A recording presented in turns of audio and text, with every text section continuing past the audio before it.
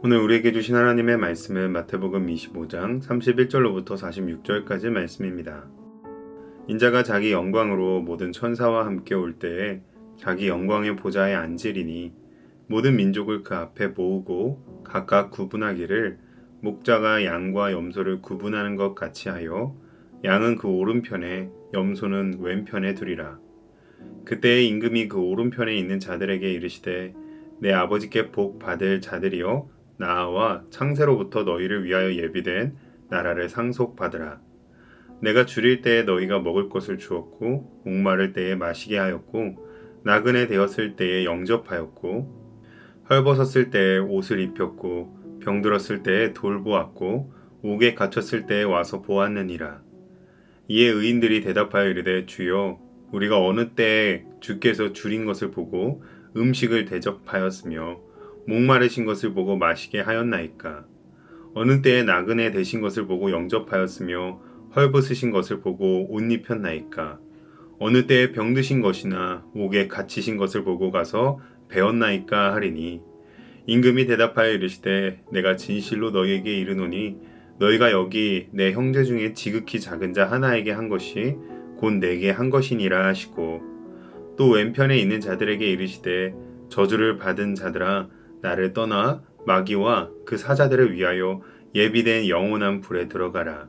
내가 줄일 때에 너희가 먹을 것을 주지 아니하였고 목마를 때에 마시게 하지 아니하였고 나그네 되었을 때에 영접하지 아니하였고 헐벗었을 때에 옷 입히지 아니하였고 병들었을 때와 옥에 갇혔을 때에 돌보지 아니하였느니라 하시니 그들도 대답하여 이르되 주여 우리가 어느 때에 주께서 줄이신 것이나 목마르신 것이나 나그네 되신 것이나 헐벗으신 것이나 병드신 것이나 옥에 갇히신 것을 보고 공양하지 아니하더이까.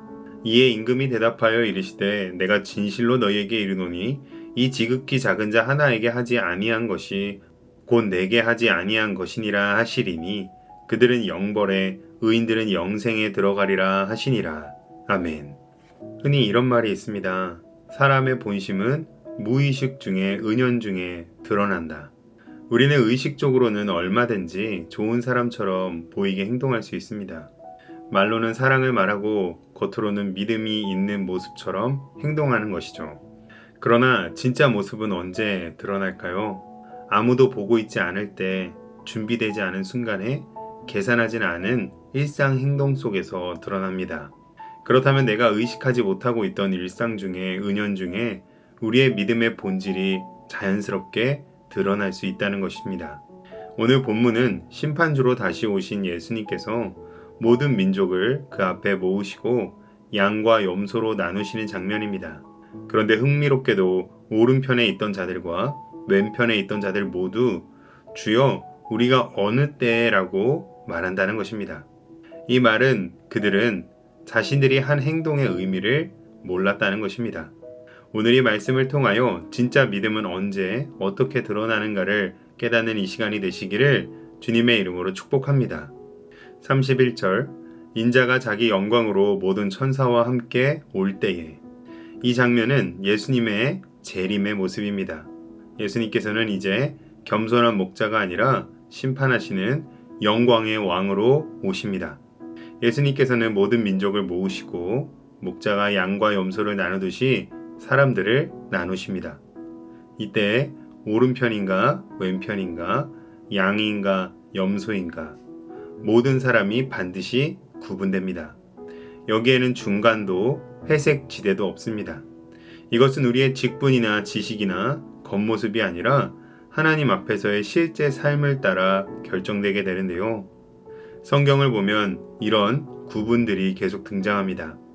노아 시대에서는 방주의 안과 밖으로 나뉘었고 출애굽 때에도 어린 양의 피가 있는 집과 없는 집으로 나뉘었습니다. 마찬가지로 마지막 때에도 반드시 나뉘게 될 것입니다. 우리도 언젠가 반드시 이 자리 앞에 서게 됩니다. 그때 중요한 것은 내가 어떤 말을 했는가가 아니라 어떤 삶을 살았는가입니다. 왕은 오른편에 선 자들에게 내 아버지께 복 받을 자들이여 창세로부터 너희를 위하여 예비된 나라를 상속받으라 라고 하며 그 이유를 하나씩 말합니다. 줄일 때 먹을 것을 주었고, 목마를 때 마시게 했고, 나그네를 영접했고, 헐벗은 자를 입혔고, 병든 자를 돌보았고, 옥에 갇힌 자를 찾아갔다는 것입니다. 그런데 여기서 의인들의 반응이 매우 놀랍습니다. 그들은 기뻐하거나 뿌듯해하는 것이 아니라 주여 우리가 어느 때라며 당혹해합니다. 그들은 진심으로 자신들이 했던 일을 의식하지 못했던 것입니다. 왜 그렇습니까? 그들의 섬김은 계산된 것이 아니었기 때문입니다. 누구에게 보이기 위한 것도 칭찬받기 위한 것도 구원받기 위한 조건으로 행한 것이 아니었습니다. 그저 그렇게 살았던 것뿐입니다. 이것이 바로 복음의 능력입니다. 예수님을 만난 사람은 삶이 바뀝니다. 삭개오는 예수님을 만나자마자 자기의 재산을 가난한 자들에게 나누어 줬습니다. 선한 사마리아인은 아무도 보지 않는 길에서 쓰러진 자를 도왔습니다. 이처럼 참된 믿음은 계산하지 않아도 의식하지 않아도 자연스럽게 사랑이 흘러나오는 것입니다. 그리고 예수님은 이렇게 선언하십니다. 지극히 작은 자 하나에게 한 것이 곧 내게 한 것이다. 여러분, 우리가 만나는 작은 사람들, 힘없는 사람들, 소외된 사람들 속에 예수님이 계십니다. 이제 왕은 왼편에 선 자들에게 말합니다. 저주를 받은 자들아, 나를 떠나 영원한 불에 들어가라. 그리고 그 이유는 오른편과 정확히 반대였습니다. 먹을 것을 주지 않았고 마시게 하지 않았으며 영접하지 않았고 입히지 않았고 돌보지 않았다는 것입니다. 그런데 흥미로운 것은 이들도 똑같이 주여 우리가 어느 때라고 한다는 것입니다. 자신들이 그렇게 심각한 죄를 짓고 있었다는 것을 전혀 인식하지 못했다는 것이죠. 여기에 우리가 주목할 것이 있습니다. 그들이 특별히 악한 일을 적극적으로 한 사람들이 아니었을 수 있습니다. 그러나 더 무서운 것은 아무것도 하지 않은 채 무관심한 죄입니다. 성경에서도 부자와 나사로의 비유를 보면 부자는 특별히 나쁜 일을 하지는 않았습니다. 그저 문 앞에 거지 나사로를 외면했을 뿐입니다. 결국 그 무관심이 영원한 결과를 가져왔습니다. 믿음이 없다고 사람이 반드시 악해지는 것은 아닙니다. 오히려 더 흔한 모습은 그냥 모르는 척 하는 것, 그냥 지나치는 것, 무관심한 것이 믿음 없는 자의 특징입니다. 오늘 말씀의 핵심은 분명합니다. 주여, 우리가 어느 때에? 오늘 이 질문이 우리의 믿음이 의식적인 종교 행위인가 아니면 삶 속에서 자연스럽게 흘러나오는 생명인가를 드러냅니다. 진짜 믿음은 계산하지 않습니다. 진짜 사랑은 조건을 따지지 않습니다. 그리고 복음은 우리의 삶을 바꿉니다. 그러므로 오늘 하루 우리 앞에 있는 작은 만남들을 새롭게 바라보고 그 만남들 속에서 예수님을 발견하는 눈이 열리시기를 주님의 이름으로 축복합니다. 기도하겠습니다.